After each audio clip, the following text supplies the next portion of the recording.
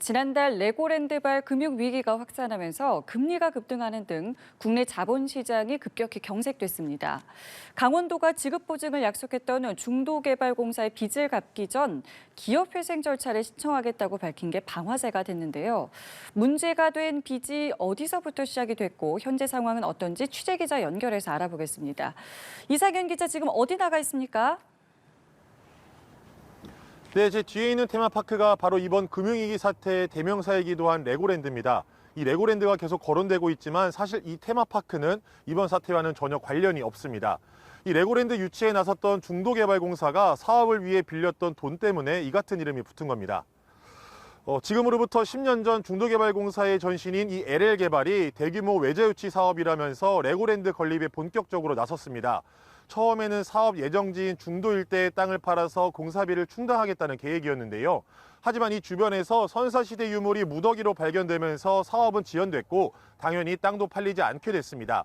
결국 마음이 급해진 강원도가 지급보증을 서는 조건으로 중도개발공사가 2,050억 원을 빌리게 됐습니다. 이때가 2014년인데 여기서 지금 논란이 된 이 빚이 생긴 겁니다. 이 돈으로 주차장도 짓고 전기와 상하수도 등 레고랜드 기반 시설을 모두 구축했습니다. 그렇게 우여곡절 끝에 레고랜드는 들어왔는데 정작 땅은 팔리지 않았고 중도개발공사에 남은 건 빚밖에 없는 상황이 됐습니다.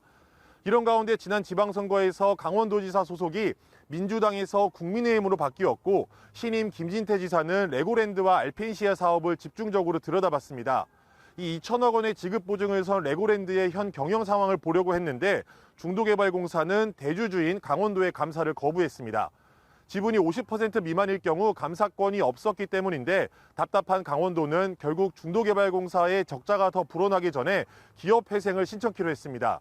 그런데 이 발언이 강원도가 지급 보증한 빚을 사실상 갚지 않겠다는 것으로 받아들여지면서 금융시장이 급격히 얼어붙었습니다.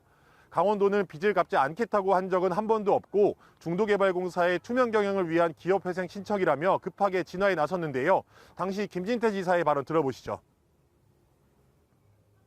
강원도는 보증채무 전액을 변제하겠다는 의지를 누차 강조해 왔습니다.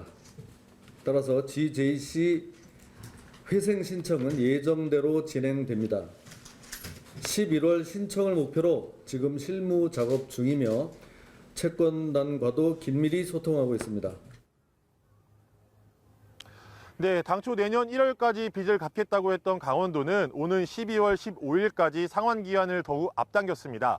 또 중도개발공사에 대한 회생 신청 절차는 계속 진행 중인데 아직 공식적으로 신청하지는 않았습니다. 네, 시장에 큰 충격을 준 이번 사태를 잠재우기 위해서 정부까지 직접 나섰는데 현재 상황은 좀 어떻습니까? 네, 자금시장 불안을 잠재우기 위해서 정부는 50조 원이 넘는 유동성을 투입했습니다. 또 각종 규제를 풀면서 꽉 막힌 자금시장에 활력을 불어넣고 있는데요.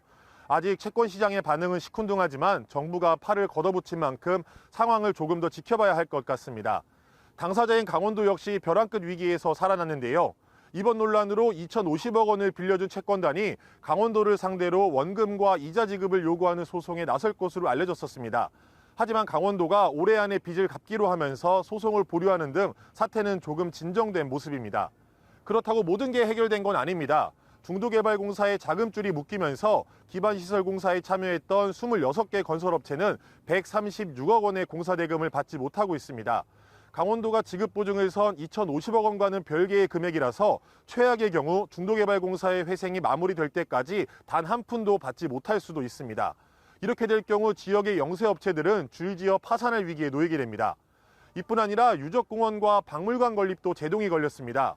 레고랜드 공사 과정에서 3천여 점의 선사시대 유물이 발견되자 문화재청은 유적공원과 박물관 건립을 조건으로 사업을 허가했는데요. 유적공원과 박물관을 지어야 하는 주체인 중도개발공사가 지급의 상황에 놓이게 되면서 사실상 약속을 지키기 어렵게 됐습니다. 당초 2025년까지 사업을 마무리하겠다고 밝혔는데 사업비 300억 원을 감당할 수 없는 상황입니다. 강원도는 회생 절차를 거쳐서 특정 기업이 중도개발공사를 인수하면 그때 유적공원과 박물관 건립을 추진하는 방안을 검토하고 있다고 밝혔는데요. 하지만 회생을 거칠 경우 벌써 8년째 비닐하우스와 이 땅속에 방치된 유물들이 언제 제자리를 찾을지 기약이 없습니다. 이와 관련한 시민사회단체 얘기 한번 들어보시죠. 문화재청도 이 조건 보가를 내주는 과정에서 결정을 한 책임이 있잖아요.